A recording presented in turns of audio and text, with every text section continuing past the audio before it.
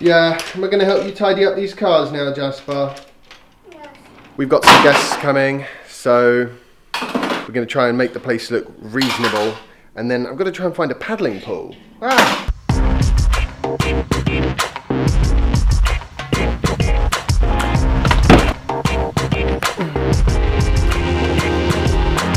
There you go.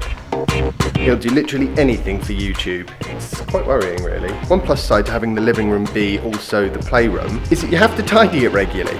You can't just sort of shut the door and forget it's there. Is that a plus side? Besides, we don't actually have a door to our living room, so...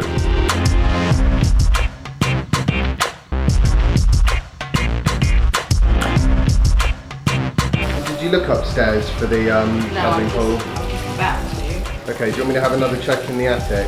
I really have no idea where it'll be. This morning has just been an oversleeping disaster of disasteriness. Okay, the problem can be summed up like this. Somewhere in here is a paddling pool, but I have no idea where, and I've got about 5 minutes to find it. Good luck with that, James.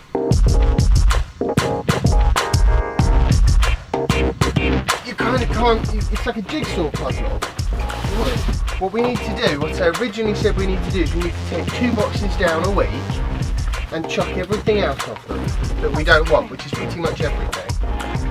Nothing up here we want, that's why it's up here. Utter abject failure.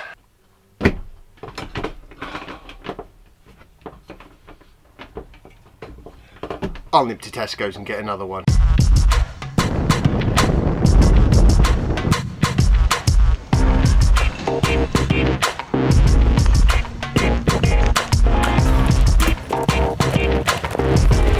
Yes, I know, I'm an idiot that doesn't really understand the meaning of the word. I'm now being sent out to get another one from Argos because the first one I got was not the right one. Yeah. You see, this wouldn't all be so completely if it wasn't for the fact that we're doing this about 5 minutes before we actually need to use it. I am determined that this story ends with Jasper in a paddling pool of some description.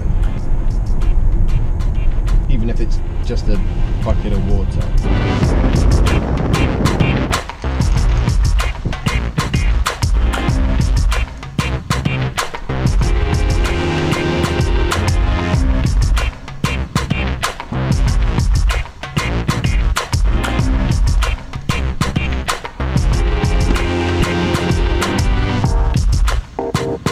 We now got one we can't find in the house, one we're going to return tomorrow, and the one I've just bought.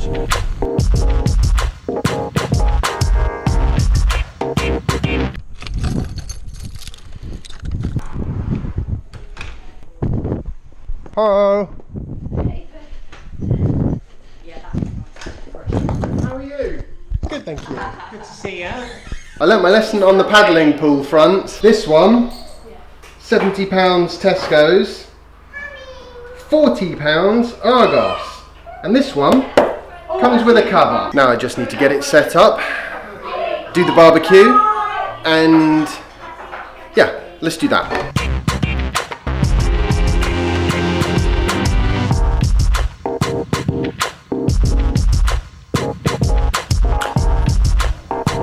Let's get in there. Time to give the swimming pool a try, I think.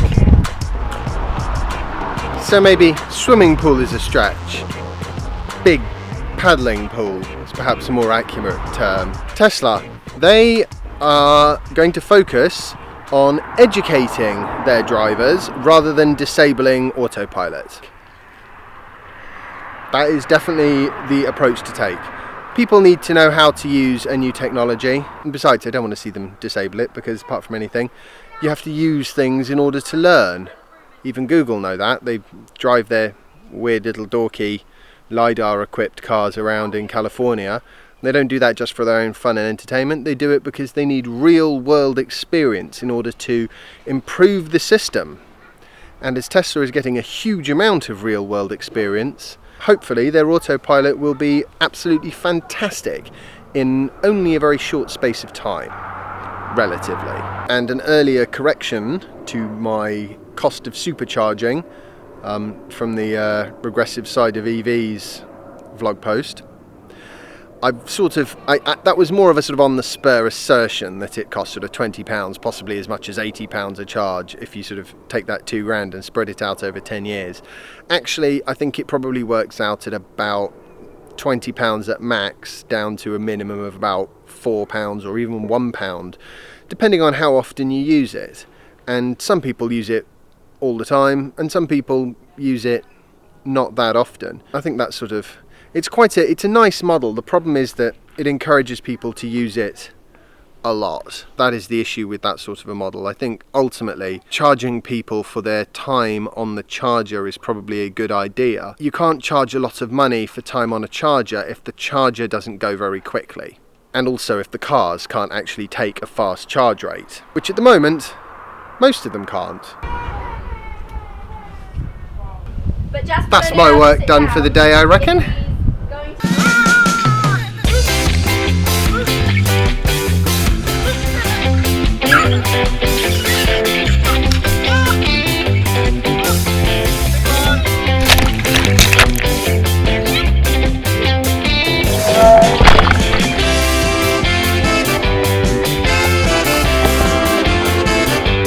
That was a great success.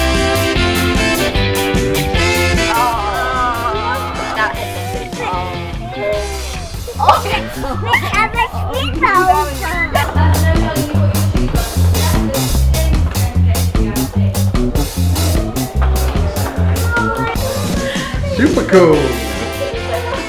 See guys! Well, I hope you all enjoyed today's vlog post. If you did, remember to give it a thumbs up and subscribe if you haven't already. And I'll see you tomorrow for the next instalment of my daily vlog. Bye!